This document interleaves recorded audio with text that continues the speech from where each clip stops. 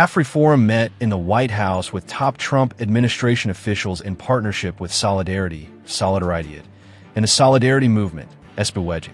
Afrikaner concerns and wider South African interests were the main topics of debate, especially in view of the escalating hostilities between Washington and Pretoria. Please kindly subscribe to our YouTube channel. Thank you all. The meeting follows the signing of an executive order by former U.S. President Donald Trump that offered Afrikaners refugee status while reducing U.S. funding to South Africa. The ruling included allegations of discrimination against the minority community and land expropriation without compensation. South African government officials have responded sharply to Trump's conduct, condemning it as meddling in internal matters. Renowned for its global lobbying work, Afriforum has long expressed disapproval of land reform laws and what it claims is the marginalization of Afrikaners by the government. To draw attention to these concerns, the group has aggressively collaborated with international human rights organizations, European lawmakers, and U.S. authorities.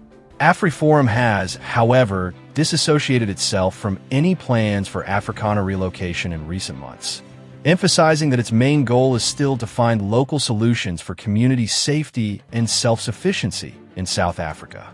Afriforum CEO, Kallie Kriel, has indicated over and again that the group is dedicated to promoting economic stability, private property rights, and constitutional rights rather than looking for mass migration choices.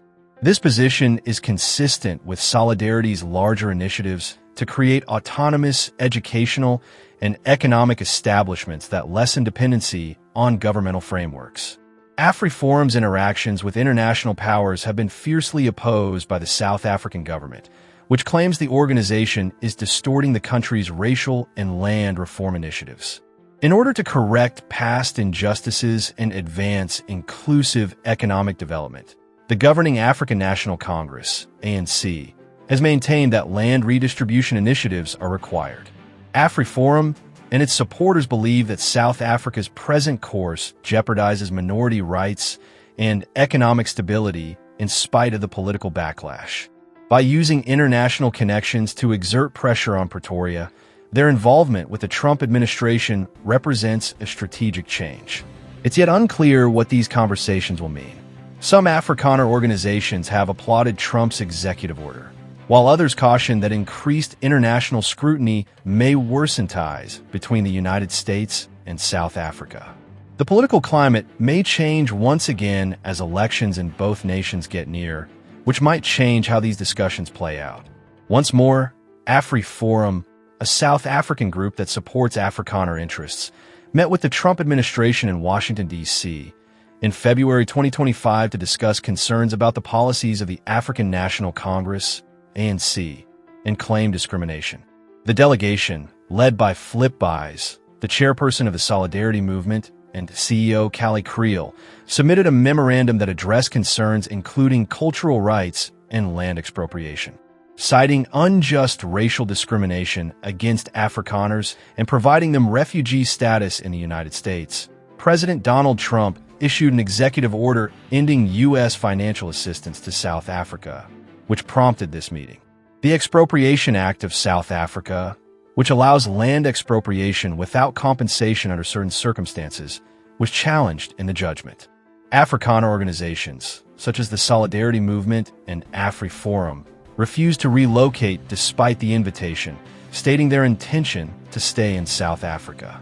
They are determined to find local answers, Kriel said, adding, "We are here to stay." Trump's decision was attacked by the South African government, which said it was based on false information and pointed out the hypocrisy of granting shelter to a relatively wealthy group while refusing it to other disadvantaged groups. The intricate dynamics of South Africa's land reform policy and the global implications of domestic law are highlighted by Afriforum's interaction with the U.S. government. Afriforum has justified its recent trip to the U.S., saying that it was in South Africa's best interest to speak with U.S. officials. The group contends that the nation runs the danger of becoming like Zimbabwe if immediate action is not taken. In order to voice concerns on significant legislative changes in South Africa, namely the new Expropriation Act and the Basic Education Laws Amendment (BELA) Act, the Advocacy group met with U.S. authorities. Afriforum claims that these regulations endanger property rights and educational autonomy, which may have long-term social and economic repercussions.